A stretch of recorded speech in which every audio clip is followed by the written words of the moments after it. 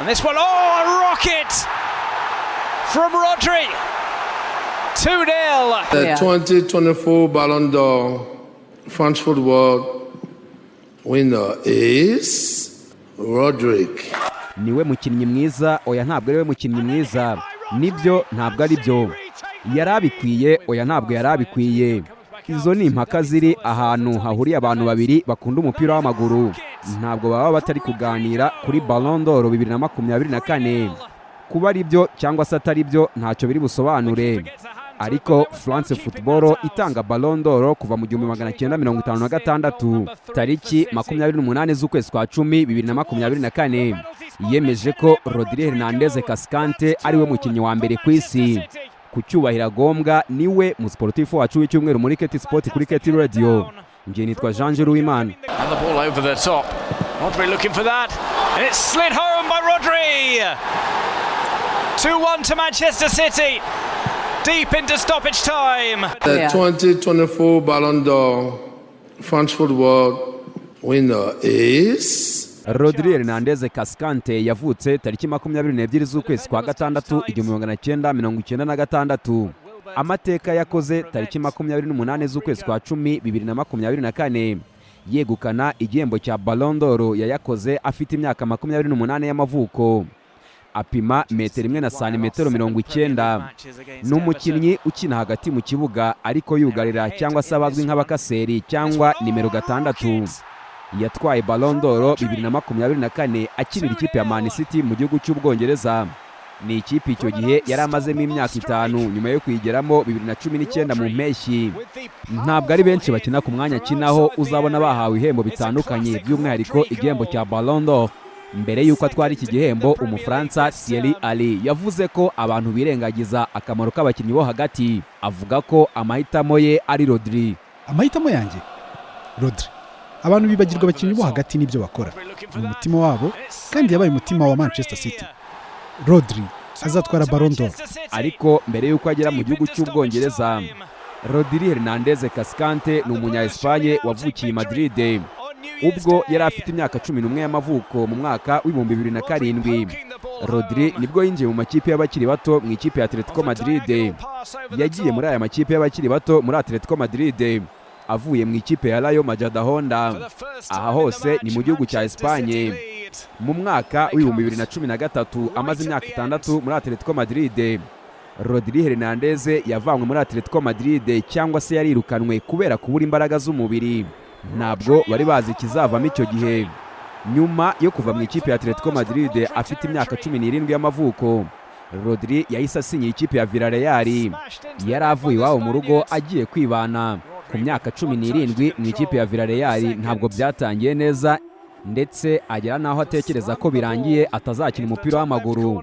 Mu marira menshi yahamagaye papa we amubwira ko agomba gukomeza. Rodri avuga ko guhamagara papa we byari ingenzi cyane. In that moment it was a bad moment for me. I didn't play. I wasn't performing, let's say, well. Muri ibyo bihe byari bibi cyane kuri njyewe, ntabwo nakinaga. Navuga ko ntitwaraga neza ariko nari mfite imyaka 17.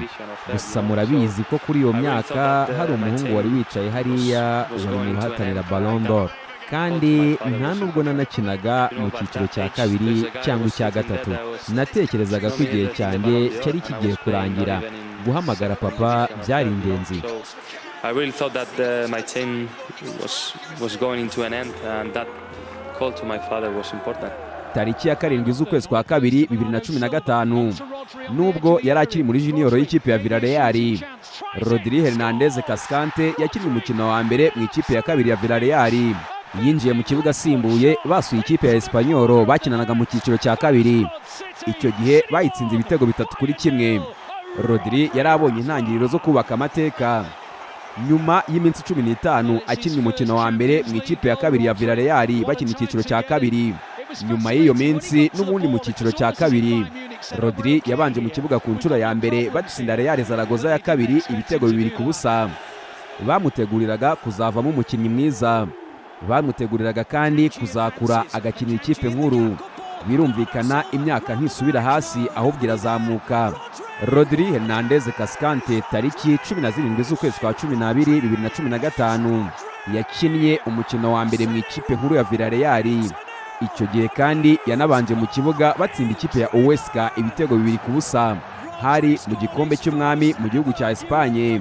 Nyuma yo gukina igikombe cy'umwami yakomeje kwizerwa, maze tariki 17 z'ukwezi kwa 4 2016 Rodri akina umukino wa mbere wa shampiyona y'icyiciro cya mbere mu gihugu cya Espagne yinjira mu kibuga asimbura uwitwa Denis Suarez. Ni umukino icyo gihe Villarreal yatsindiwe ku kibuga cya Rayo Vallecano ibitego 2-1.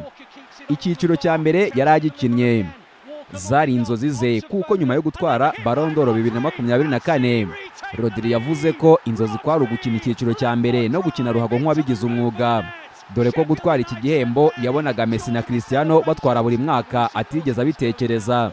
My dream was to play in first division, at professional football.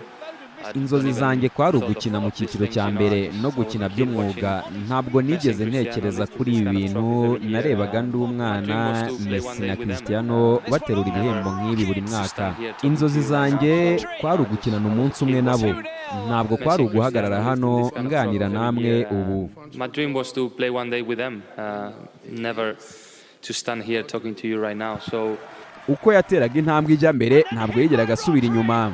Rodri yari atangiye kwandikisha izina rye ku bakunzi b'ikipe ya Villarreal tariki ya 4 z'ukwezi kwa 12 2017. Uyu musore wari umaze kwerekana byose ndetse anabanza mu kibuga.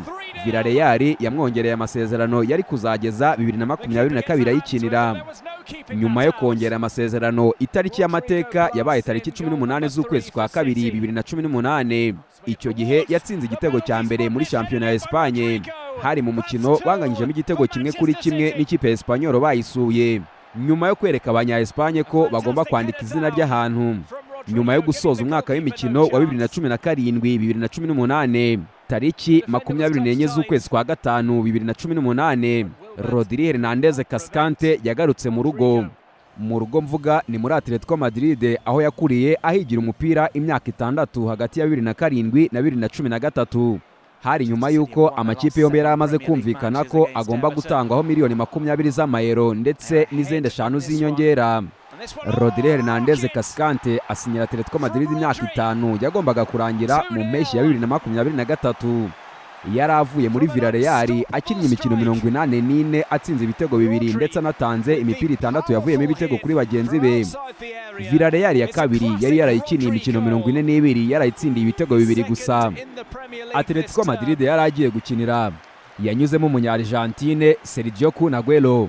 Uyu bongeye no guhurira mu ikipe ya Man City. Aguero nawe avuga ko Rodri yari akwiriye gutwara Ballon d'Or kuko ari umukinnyi mwiza. Yarayikwiriye. Rodri ni umukinnyi mwiza ku isi. Ruhago niya buri wese, ntabwo ari Real Madrid gusa, nabo barabikwiriye. Ntabwo byatinze muri Atletico Madrid. Mu ntangiriro z'umwaka w'imikino wa 2018-2019 tariki 15 z'ukwezi kwa 8 2018 Rodri Hernandez yakinnye umukino wa mbere yambaye umwambaro w'ikipe ya Atletico Madrid. Wari umukino w'igikombe kiruta ibindi ku mugabane w'Uburayi wahuje ikipe ya Atletico Madrid n'ikipe ya Real Madrid. Icyo gihe Atletico Madrid mu minota 30 y'inyongera yatsinze Real Madrid ibitego 4-2. Rodri yari yabanje mu kibuga akina iminota 71. Ku mukino we wa mbere yatwaye igikombe, ari nacyo cyonyine yatwaye mu ikipe ya Atletico Madrid UEFA Super Cup. Uyu kandi wari umukino wa mbere mu mikino 47 yakiniye Atletico Madrid mbere y'uko ayivamo 2019. Muri iyi mikino yatsinzemo ibitego 3 anatanga umupira umwe wavuyemo igitego. Muri Atletico ntabwo yigeze atinda kuko mu mujyi wa Manchester hari ijisho ryamurebaga. Ni ry'umunya Espagne mwene wabo Pep Guardiola utoza ikipe ya Man City. Tariki ya 3 z'ukwezi kwa 7 2019 Manchester City yemeye gutanga miliyoni 62.6 z'amapaundi kugira ngo isinyishe Rodri. Yabonaga imukeneye hagati mu kibuga kuko Hernandinho yari ari kuva mu nzira. Ndavuga ko uyu wari kapiteni w'ikipe ya Man City yari ari gukura mu myaka. Izi miliyoni Atletico Madrid yarazemeye, nta kundi yari kugira kuko nizo zari mu masezerano ye kuwamwifuza yatanga. Umwe mu bo yari agiye gusanga mu ikipe ya Man City wanamubereye kapiteni ni Umudage Ike Gundogan. Uyu mugabo nyuma yuko Rodri atwaye Ballon d'Or ya 2024 yavuze ko noneho ahawe agaciro kuko byari bikwiriye. kuva uyu munsi ntabwo acyamburwa agaciro, ibi byari bikwiriye. Ndishimye by'umwihariko kuba umuntu ukina mu mwanya wugarira atwaye iki gihembo aho kuba gusa abasatira. Umunyarwanda yagize ati iyo igutindije iragutegera. Iyo ni Imana baba bavuga ko igira umugambi wayo uko byagenda kose, ariko nawe bigusaba kugira intego kuko bavuga ko n'ubundi ifasha uwifashije. Rodri Hernandez avuga ko iyo ufite intego nto buri munsi ugeraho ukagera ku rwego wifuza, bityo ko ari nabyo abona byabaye atwara Ballon d'Or 2024. I never put a target on myself to be this kind of player, you know. If you have ku giti cyanjye ntabwo nigeze nshyiraho intego zo kuba umukinnyi nk'uyu. Niba ufite intego nto buri munsi mu buzima bwawe uzazamura urwego rwawe. Umunsi umwe uvuga uti ndi hejuru cyane. Ntekereza ko ari byo bintu byabaye. Ntabwo nigeze ntekereza gutwara Ballon d'Or, ariko imyaka ishize nkeka ko nitwaye neza ku rwego rwo hejuru. of winning a Ballon d'Or, but the last years I think I performing in the highest level of football. Ibyo Atletico Madrid n'ikipe ya Man City bari bumvikanye. Rodri nawe yarabyemeye yerekeza mu mujyi wa Manchester ahasinya imyaka 5 akinira ikipe ya Man City. Akina umukino we wa mbere yambaye ubururu bw'ikirere tariki 4 z'ukwezi kwa 8 2019 hari kuri stade Wembley. Man City itsinda kuri penalty ku gikombe cya Community Shield. Ni nyuma y'uko amakipe yombi yari yanganyije igitego 1-1. Rodri Hernandez Cascante ari umukinnyi w'ikipe ya Man City yakinnye umukino wa mbere wa shampiyona y'Ubwongereza nyuma y'iminsi 4 gusa. Icyo gihe ikipe ya Man City yatsindaga ikipe ya West Ham ibitego 5-0. Mu mwaka we wa mbere akinira ikipe ya Man City muri shampiyona ntabwo byagenze neza, dore ko ikipe ya Liverpool ariyo yayegukanye. Gusa icyo gihe batwaye igikombe cya Carabao Cup ndetse na FA Community Shield. Shampiyona y'Abongereza ya mbere yayitwaranye n'ikipe ya Man City 2020, 2021, 2021, 2022 arayisubira. 2022, 2023 arayisubira kandi, ndetse 2023, 2024 nayo arayitwara. Izo shampiyona zose ikipe ya Man City yatwaranye nawe uruhare rwe rwabaga rugaragara. 2020, 2021 yongeye gutwara igikombe cya Carabao Cup cyangwa se EFL. Maze ariko 2022, 2023 Rodri afasha ikipe ya Man City gutwara igikombe cya Champions League. Ni nyuma yo gutsindirwa ku mukino wa nyuma 2020, 2021. Uretse igihembo cya Ballon d'Or abitse, Rodri ubwo batwaraga Champions League 2022, 2023 yatowe nk'umukinnyi mwiza w'iri rushanwa uwo mwaka. Ni ingenzi hagati mu ikipe ya Man City, akaba n'ingenzi hagati mu kibuga mu ikipe y'igihugu ya Espagne. Rodri yanyuze mu ikipe y'igihugu y'abatarengeje imyaka 16, 19 ndetse na 21.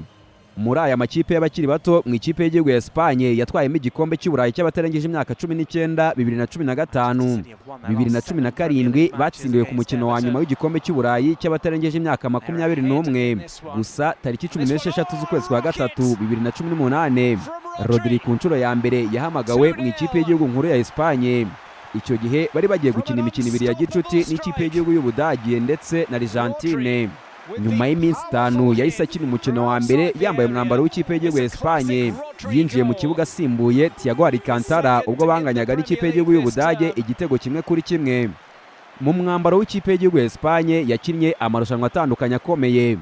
Nyuma yo kuba atarakinnye igikombe cy'isi 2018, 2020 yakinnye igikombe cy'Uburayi, 2022 akina igikombe cy'isi. Igikombe cy'Uburayi yakigarutsemo 2024. Iki uyu kapiteni wungirije w'ikipe y'igihugu ya Espagne na bagenzi be baragitwaye. Bagitwaye batsinze ikipe y'igihugu y'Ubwongereza ku mukino wa nyuma. Ni na kimwe mu byatumye Rodri Hernandez anahabwa Ballon d'Or ya 2024. Cyabaye igikombe cya kabiri Rodri atwaranye n'ikipe y'igihugu ya Espagne nyuma ya Nations League 2022, 2023. Uretse gutwara iki gikombe ari kumwe na bagenzi be, Rodri yahembwe nk'umukinnyi mwiza w'irushanwa rya Euro 2024. Ahereye ku byo yatwaye birimo n'iki gikombe cy'Uburayi, Umwongereza Gary Lineker yavuze ko Rodri akwiriye gutwara Ballon d'Or. Ntekereza ko Rodri ayikwiriye. Ntabwo yatwaye Champions League uyu mwaka, ariko yatwaye shampiyona na Euro na Espagne aho yari mwiza cyane. mugenzi we Alan Shearer nawe ati agomba kuba Rodri. Ballon d'Or ya 2024 Rodri yatwaye yasize impaka nyinshi. Umunya-Brazil Vinicius Junior ukinira ikipe ya Real Madrid niwe wahabwaga amahirwe yo kuba yayitwara.